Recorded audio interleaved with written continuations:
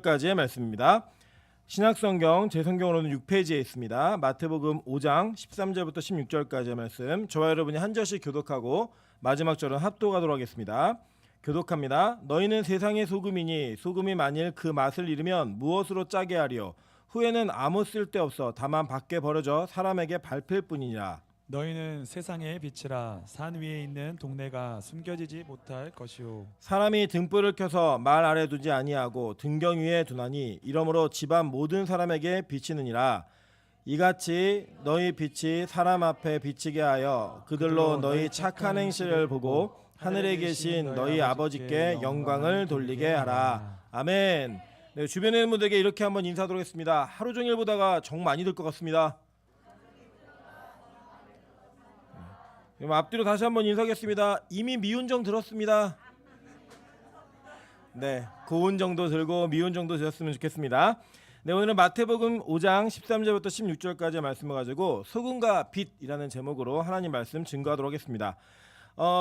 이제 인터넷에 빛과 소금 교회 이렇게 치면요 정말 많이 뜹니다. 심지어는 중계동 빛과 소금 교회 그러면 저희 교회는 안 뜨는 거 아시죠? 예, 되게 밀려 있습니다. 그래서 이 교회 이름이 참 빛과 소금이라는 이름이 참 좋은지 전국에 빛과 소금 교회 어마어마하게 많이 있죠. 사실 원래 이 원어적으로 이렇게 내용상을 정리를 하면 빛과 소금 교회가 아니라 소금과 빛 교회가 맞습니다. 그래서 저희 바꿀까요? 소금과 빛 교회로 바꿔서 이제 특이하게 알 수 있도록 간판도 많이 바꿔야 되고 귀찮으니까 일단 진행하는 걸로 합니다. 이 빛과 소금이라고 하는 타이틀, 소금과 빛이라고 하는 타이틀은 아마도 예수님께서 산상수훈을 가르치시면서 우리 기독교인들의 정체성이 무엇인가를 이야기하는 그 내용 속에 하나님께서 우리에게 비유로 말씀하시는 몇 가지 비유와 함께 이 상징물들을 사용하실 때 이 두 가지 재료를 사용하신 것 같아요. 그래서 이제 많은 사람들이 이 마태복음 5장을 행동 강령으로 좀 이해를 합니다. 도덕적으로 어떻게 살 것인가 뭐 이런 내용들로. 근데 사실은 이 전체적인 내용들을 잘 살펴보시면 왜 그렇게 많이 해석하나 보니까 16절에 그 내용의 근거를 좀 두시는 것 같아요. 거기 보면 뭐라고 얘기하냐면 이같이 너희 빛이 사람 앞에 비치게 하여 그들로 너희 착한 행실을 보고 하늘에 계신 너희 아버지께 영광을 돌리게 하라라고 얘기해요. 그래서 이 빛과 소금이라는 개념을 착한 행실과 직접적으로 연결을 지으시는 경우가 상당히 많은 것 같아요. 그래서 이제 뭐 선행을 하고 누굴 돕고 뭐 이런 일을 많이 얘기하시는데 우리가 몇 가지 이제 짚고 넘어가야 되고 한번 고민해봐야 되는 이 내용들이 좀 있습니다. 먼저 근거를 하면 이렇게 우리가 도덕률로 생각하는 착한 행실이라고 얘기하는 그 행실이 과연 그 시대와 이 시대가 같았을까에 대한 부분들을 먼저 고민을 좀 해보셔야 되는 거예요. 그러니까 이게 뭐냐면 이런 겁니다. 예를 들어 우리 나라에서도 그렇지만 각 사회마다 동일한 사회가 이어져 왔음에도 불구하고 시대별로 도덕적 윤리가 조금씩 달라지는 경우들이 있습니다. 그래서 이 달라지는 도덕적 경우가 옛날에는 이해 못하는 건데 지금은 이해하는 것도 생기고 예전에는 이해했던 건데 지금은 이해 못하는 것도 있어요. 뭐 예를 들어 볼게요. 그 예전에 그 유관순 시대 그때 이대 학당, 그러니까 이화학당이 생기면서 이화학당 학생들이 길을 가다가 돌에 맞는 일이 상당히 많았습니다. 그 이유가 뭐냐면 복숭아뼈가 드러나는 치마를 입었다는 이유로. 그러니까 복숭아뼈가 이렇게 보이는데 너무 야한 거예요. 그 시대에는 그게. 그래갖고 어른들이 망할 사람들이라고 돌을 던지면서 그 복숭아뼈가 나오는 옷을 입었던 거를 비난하고 힐난했습니다. 만약 여러분 지금 교회가 그런 식으로 적용하면 얘네들 교회 다 떠납니다. 와, 이 교회는 정말 너무 고리타분한 교회다. 아닌가요? 우리는 그럴 수 있나요? 우리 애들은? 어쨌든 간에 그 도덕 많이 바뀌었죠. 옛날에 이해가 되는데 지금 이해 안 되는 게 뭐가 있을까요? 뭐 예를 들면 조선시대만 하더라도 첩을 두고 사는 일이 흔했어요. 그죠? 그리고 이제 지금은 이제 어른들이 분노하시겠죠. 남편에게 숨겨놓은 첩이 있다 그러면 난리가 나죠. 우리 교회 같은 지금 상황에서는. 그런데 그 시대에는 첫째 부인, 둘째 부인, 셋째 부인이 같이 모여서 친하게 지내면서 서로 형님, 동생 하면서 친하게 지내던 일이요. 그냥 보편적으로 받아들였던 도덕률이었어요. 그냥. 근데 그게 지금은 돼요, 안 돼요? 큰일 나죠. 막 예를 들어 저에게 숨겨놓은 첩이 있다면 목회 끝난 겁니다. 그냥. 예, 지금은 절대 용납할 수 없는 뭐 이런 일들이 실제로 있는 거죠.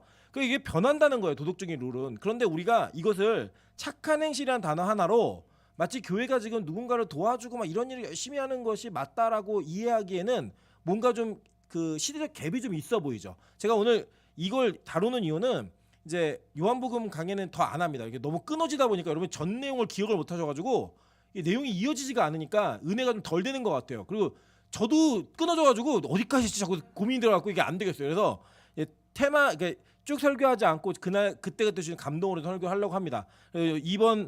오늘은 제가 원래 소금과 빛 두 개 다 하려고 그랬는데 설교 준비하다 보니까 빛까지는 못 가요. 못 가니까 소금만 할 거예요. 소금만.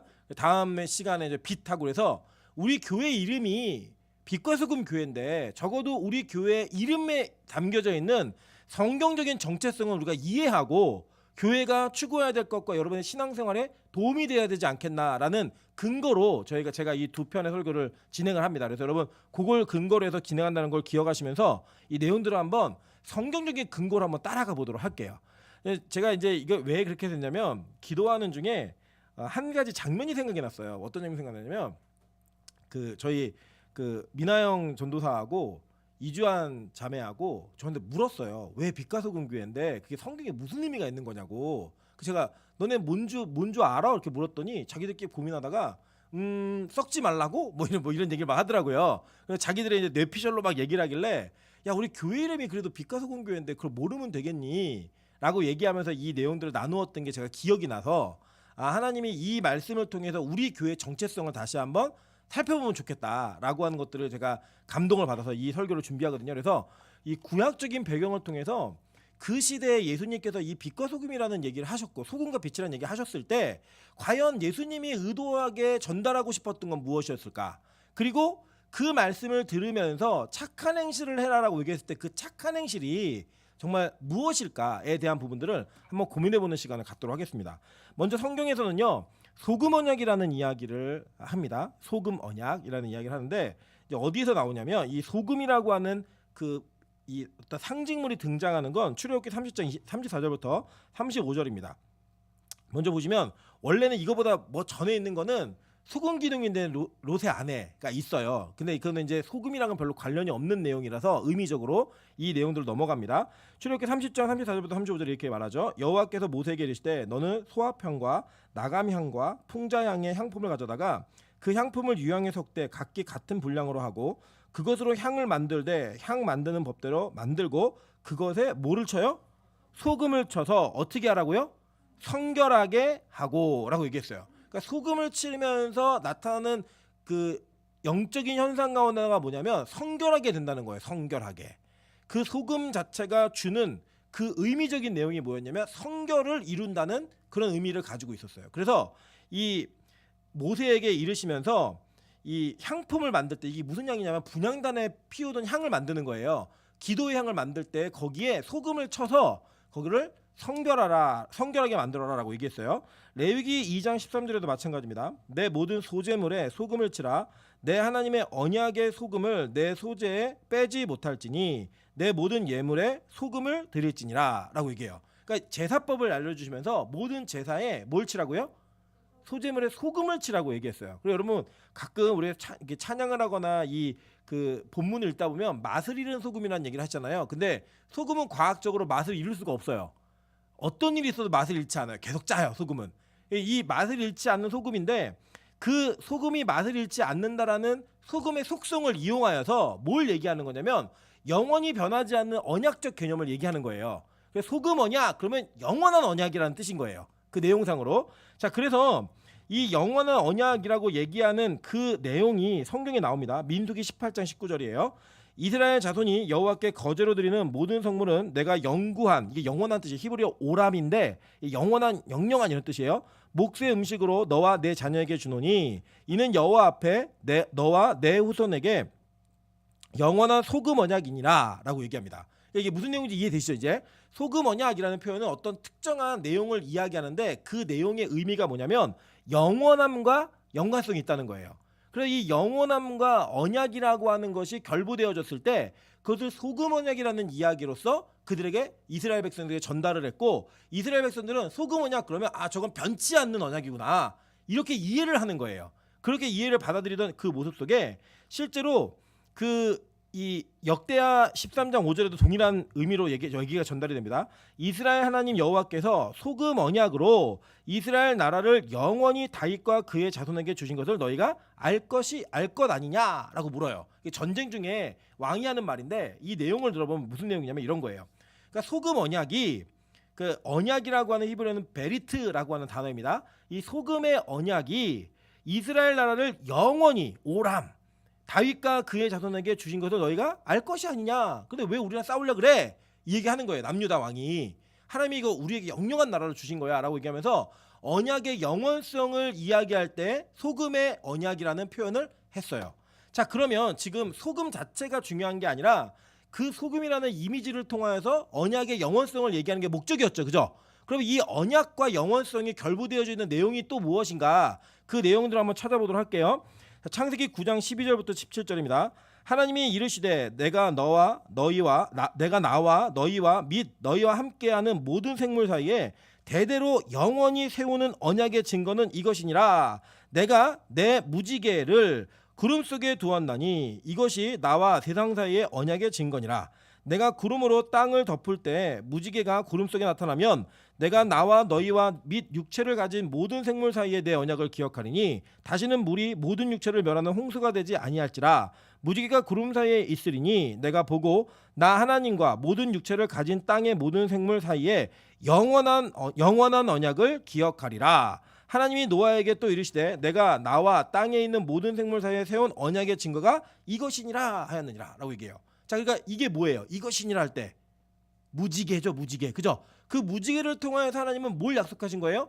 영원히 내가 다시는 물로다가 이 세상을 심판해서 너희를 죽이지 않겠다라고 하는 영원한 언약을 세우신 거예요. 이 무지개라는 히브리어가 퀘셰트라는 단어예요. 죄송해요, 오타예요.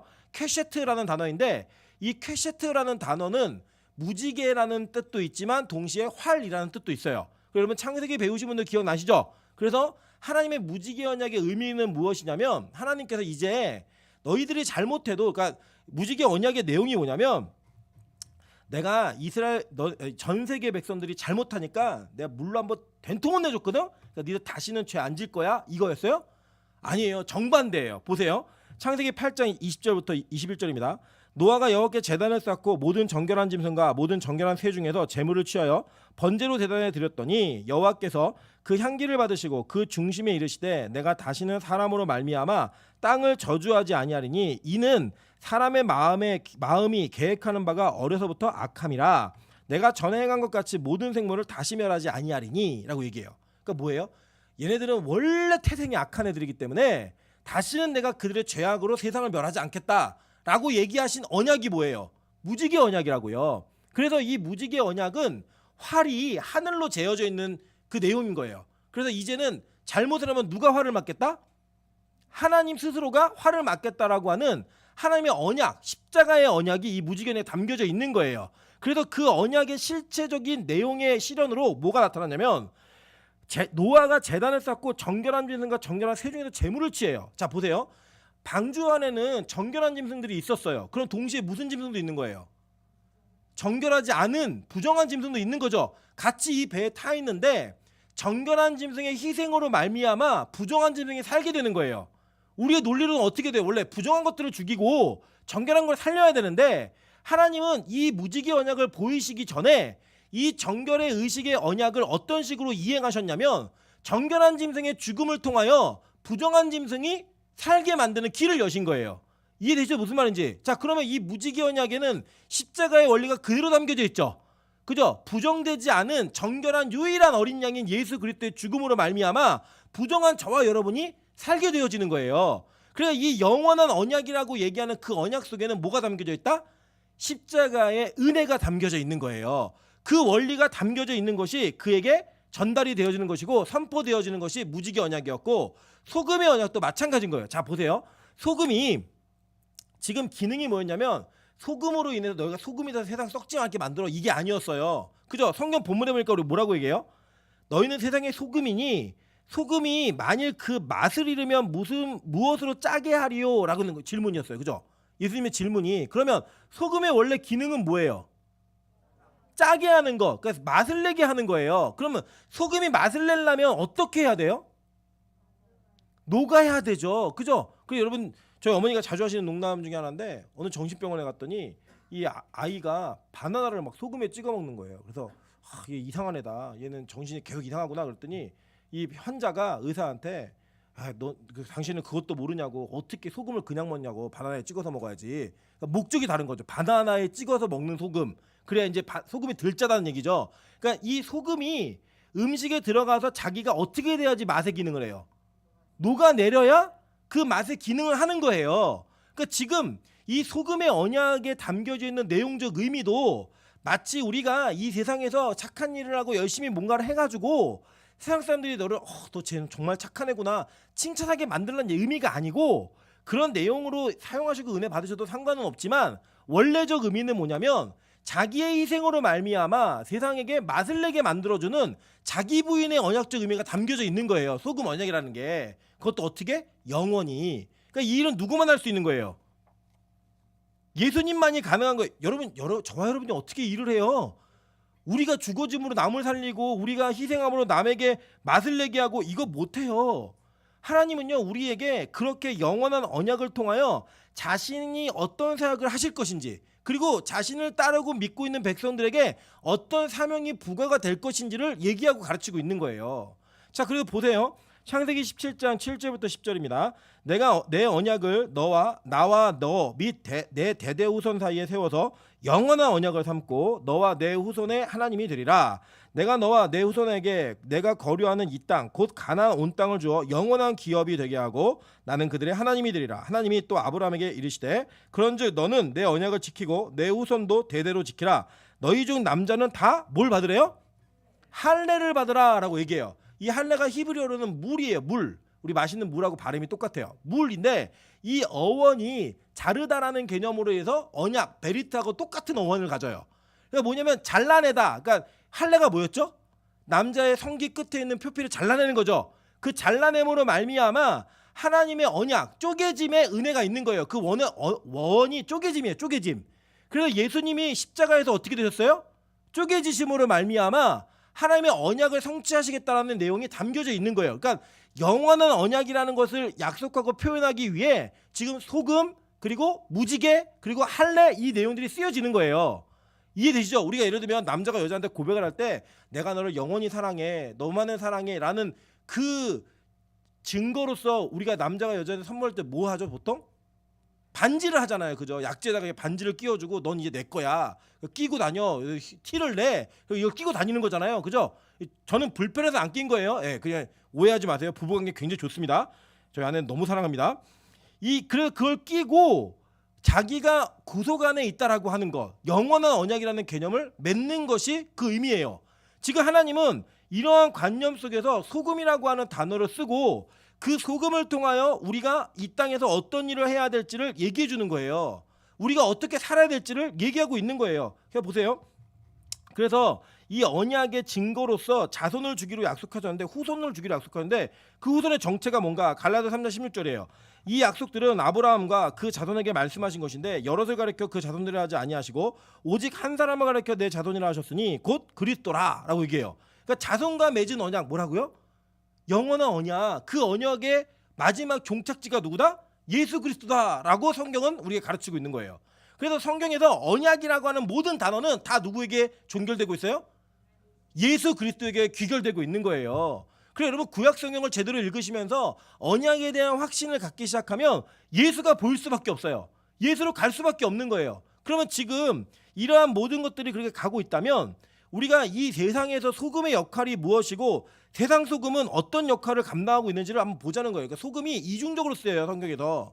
이중적으로 쓰이는데 그 이중적으로 쓰이는 내용을 보니까 이런 내용이에요. 자, 먼저 10번 먼저 보겠습니다. 마가복음 9장 47절부터 50절이에요. 만일 내 눈이 너를 범죄하게 하거든 빼버리라. 한 눈으로 하나님 나라에 들어가는 것이 두 눈을 가지고 지옥에 던져지는 것보다 나으니라. 거기서 구더기도 죽지 아니하고 불도 꺼지지 아니하느니라. 사람마다 불로써 소금 치듯함을 받으리라. 소금은 좋은 것이로되 만일 소금이 그 맛을 잃으면 무엇으로 이를 짜게 하리요. 자, 그 뒤에 읽습니다. 시작. 너희 속에 소금을 두고 서로 화목하라 하시니라. 얘기해요. 그죠? 자, 지금 뭐라고 얘기하냐면 이 소금을 가지고 너희 중에 소금이 화목의 도구가 될 수 있도록 사용하라는 거예요. 그죠? 그러니까 이 소금이 뭘 얘기하는 거예요? 아까 얘기했던 자기 부인. 그 자기 부인과 자기 희생을 통하여 서로를 화목하게 만드는 일을 하라라고 다른 성경 마가복음 9장에는 이 얘기를 좀 더 자세하게 풀어서 이야기하고 있어요.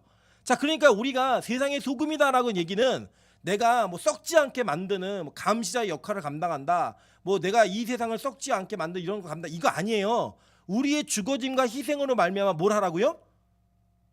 세상에서 화목을 이루게 하라는 거예요. 누구랑 누가?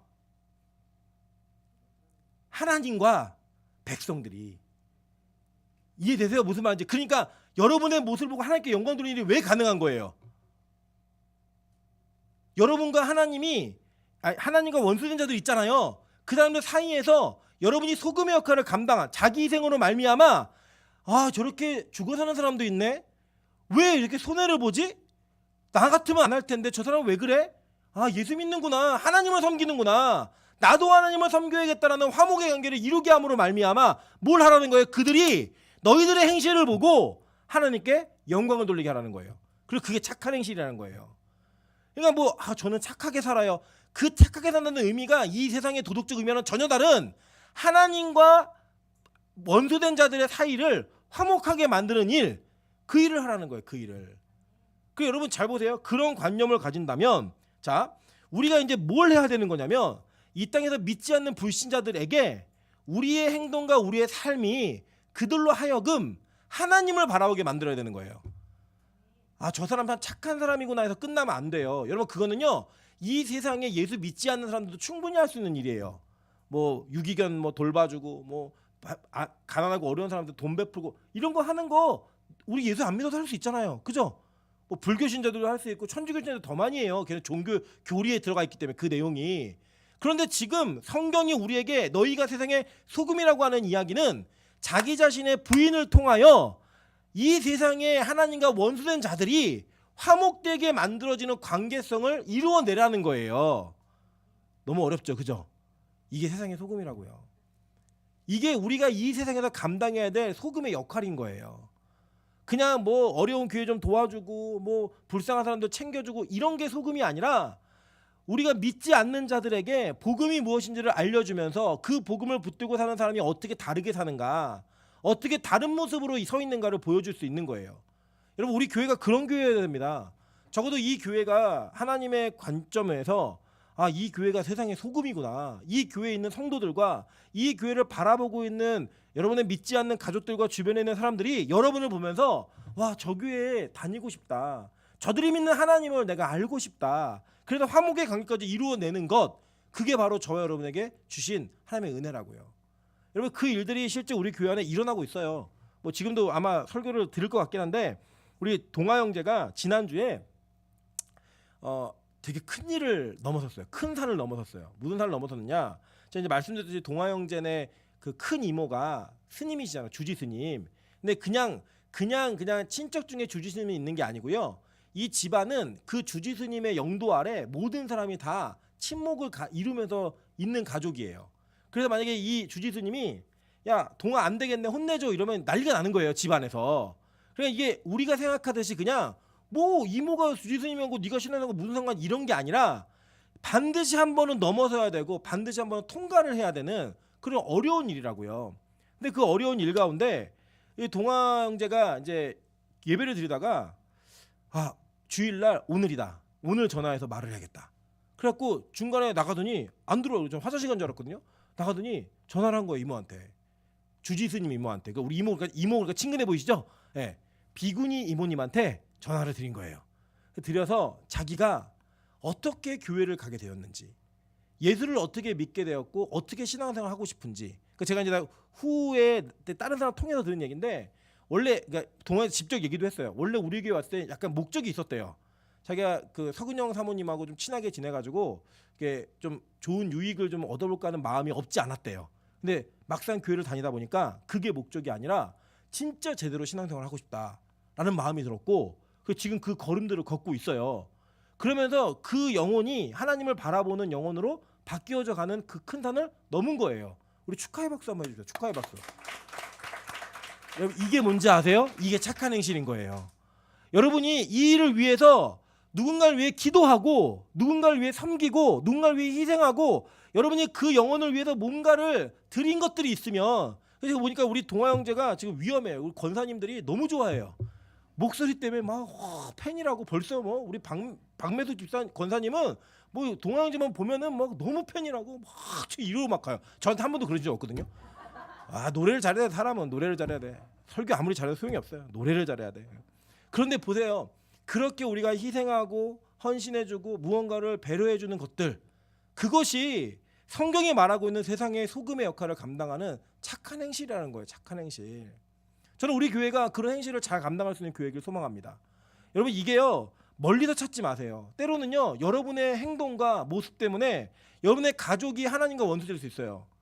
여러분의 어떤 선택과 언행 때문에 교회 안에서 또 다른 성도가 하나님을 원망하고 하나님과 원수되어지는 관계로 들어갈 수 있어요. 그렇다면 뭐예요? 여러분은 맛을 잃은 소금이에요. 쓸모가 없는 소금이라고요. 그렇기 때문에 우리가 이 세상의 소금의 역할을 감당하겠다.